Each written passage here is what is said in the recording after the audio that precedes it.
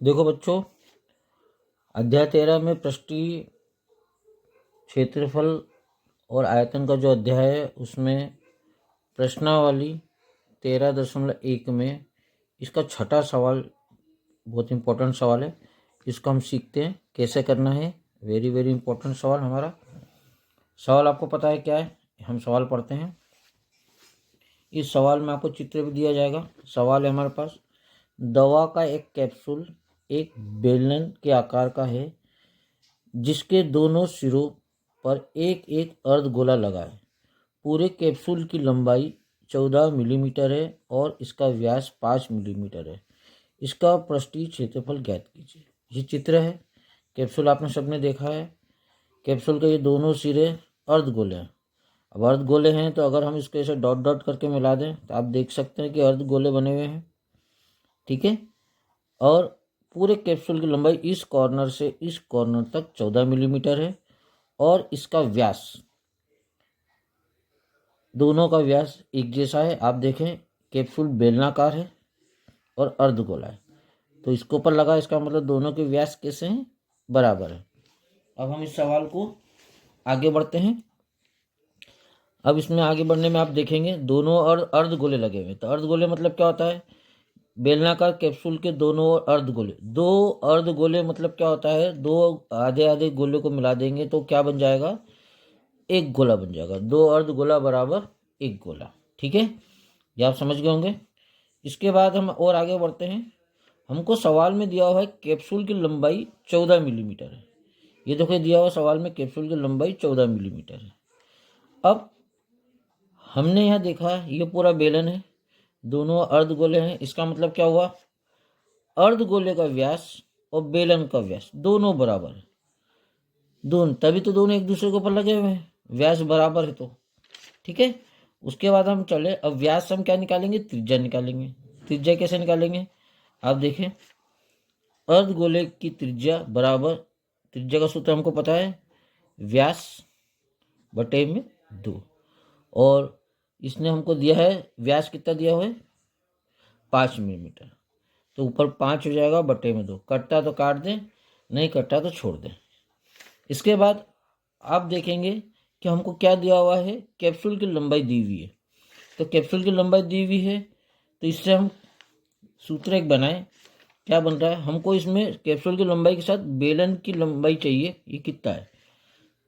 कैसे निकाले? एक फार्मूला याद रखना पड़ेगा आपको। कैप्सूल की लंबाई मतलब पूरी यहाँ से लेके यहाँ तक।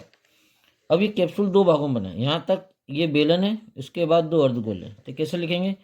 बेलन की लंबाई प्लस दो अर्धगोले का व्यास, है ना। दो अर्धगोला मतलब एक गोला।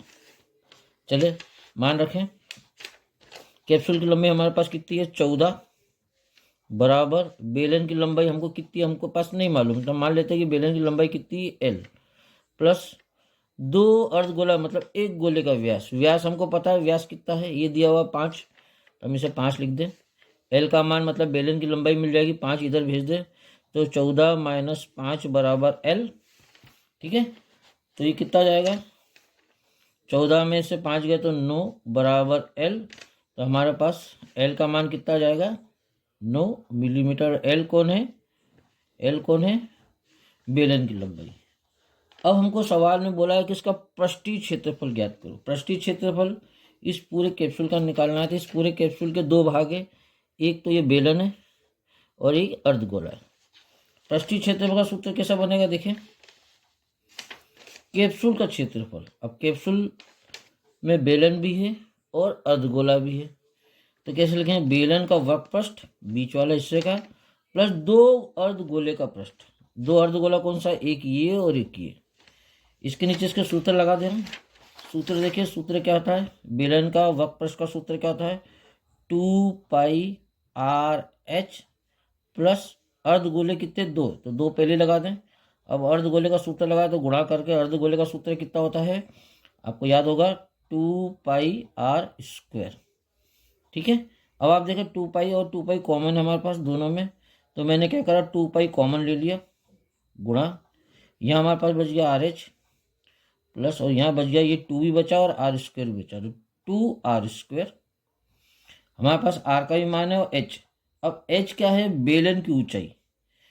अगर बेलन को सीधा खड़ा रखेंगे तो ऊंचाई होगी और बेलन को ऐसा रखेंगे तो लंबाई होगी। इसका मतलब एल और एच का मतलब दोनों का एक ही बात है। तो एच की जगह हम किसका मान रखेंगे? एल का। सबके मान रखे 2 गुणा में पाई की जगह 22/7 गुणा में आर की जगह अभी हमने निकाला 5/2 गुणा में एच हमारे पास कितना है? एच मतलब एल। एच की जगह हम क्या रखेंगे? एल। तो ये हो जाएगा 9 + 2 गुणा में आर की घात 2। आर हमारे पास है 5/2। 2 घात है इसलिए हम कितनी बार लिखेंगे? 2 बार। इस प्रकार से कटता तो काट दे, यहाँ नहीं कट रहा, यहाँ नहीं कटा, यहाँ कटा, 2 से 2 कट गया, जो बच गया वो लिख दे। 2 गुणा 22/7 गुणा में यहाँ क्या हो गया? 9 पंजे 45 बटे में 2 प्लस 25/2। इसको आगे हल करें। 2 गुणा 22/7 गुणा में ब्रैकेट में देखिए दोनों में लघुत्तम 2 है तो 2 लिख दिया। ऊपर 45 + 25 ऐसी कैसी लिख देंगे और ब्रैकेट बंद। इसको आगे और हल करें। आगे हल करते हैं, देखें इसी के आगे बढ़ते हैं हम लोग। अब इसके आगे हमको क्या करना है? बराबर के नीचे बराबर 2 गुणा 22/7 गुणा में ये 2 ऐसी किसी आ गया, दोनों को जोड़ दो 45 और 25। रफ में हम जोड़ के देखें 45 और 25 को जोड़ के देखें। 5 और 5 10, 1 हासिल, 4 और 1 5 और 2 7। तो ये कितना हो गया? 70। काट दें, जो कटता है 2 से 2 कट गया। 7 एकम 7, 7 एकम 7 और 0। तो हमारे पास यहाँ बच गया, यहाँ 22 बच गया और यहाँ क्या बच गया? 10। 2 गुणा को गुणा कर दो, 22 का गुणा 10 में करेंगे तो 220 वर्ग मिलीमीटर। ठीक है, तो हमको ने क्या निकाल लिया? कैप्सूल का पृष्ठीय क्षेत्रफल। तो यही हमारा क्या हो जाएगा? ठीक है, वेरी वेरी इंपॉर्टेंट प्रश्न है, आपको उसको अच्छे से याद करना है बोर्ड की परीक्षा के लिए।